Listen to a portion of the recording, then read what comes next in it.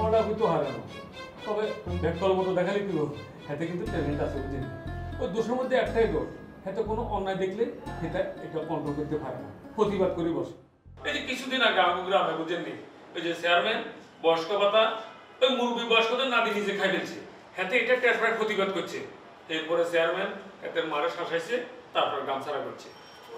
সব বুঝলাম ইদ্রিস ভাই, প্রতিবাদ করা খুব ভালো, অন্যায়ের প্রতিবাদ করা খুবই ভালো বিষয়, কিন্তু সেটা বুঝতে হবে যে কোথায় আমি প্রতিবাদ করছি, তাই না?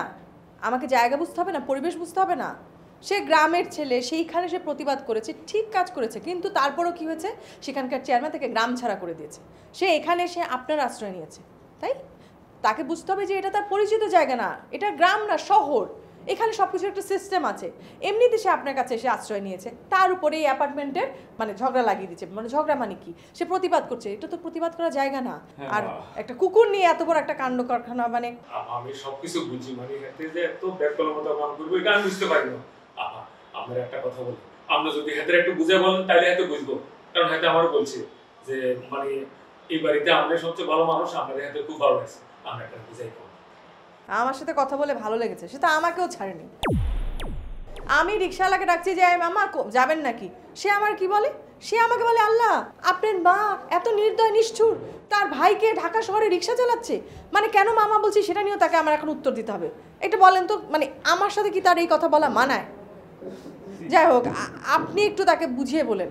আর শুনেন, সাবিলা ভাবি নিশ্চিত থাকেন একটা বিচার সালিশ বসাবে আজিজ আঙ্কেলকে বলুন, বুঝতে পেরেছেন?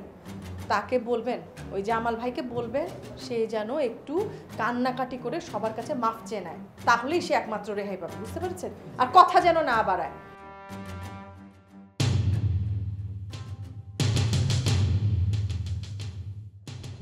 অন্যায় অন্যায়, পশুর প্রতি বিরূপ আচরণ, এটা অত্যন্ত অমানবিক। আর সেটি সেই জঘন্য অপরাধটি তুমি করেছ। তুমি এটা বুঝে করেছো, এত জঘন্য অপরাধ।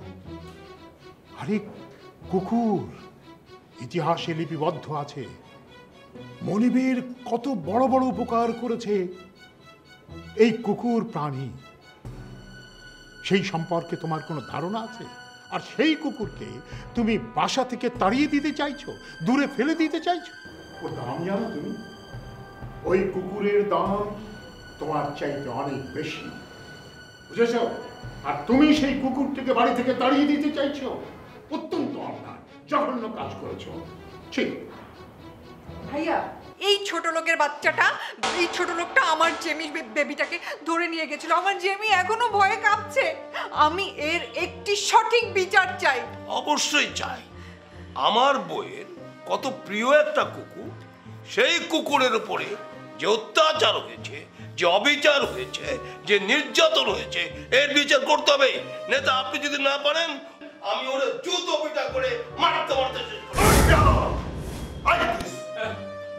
এখন এই বাড়ি থেকে বার কর, আপনিও চাকরি ছেড়ে চলে যাবি।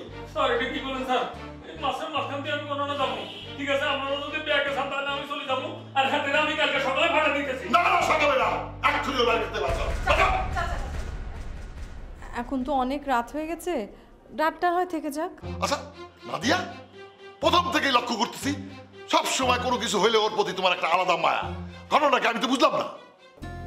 না চাচা, আসলে গ্রাম থেকে এসেছে তো, তাই বারবার এরকম ভুল করছে। তাছাড়া এত রাতের কোথায় যাবে বলুন? আবার বাদ দেন না, কিল্লাই বারবার আন্না আল্লাহ কথা শুনতেন যান। আন্না বাড়িতে আমি চলে যাইতে আছি, আল্লাহ আন্না আর ওকালতি করিয়ে না। অন্যায় আই করছি, দোষ আর দোষের লাই কিল্লাই ইদ্রিস ভাই চাকরি যাইতো, আই আন্না বাড়ি সারি চলে যাইতে আছি।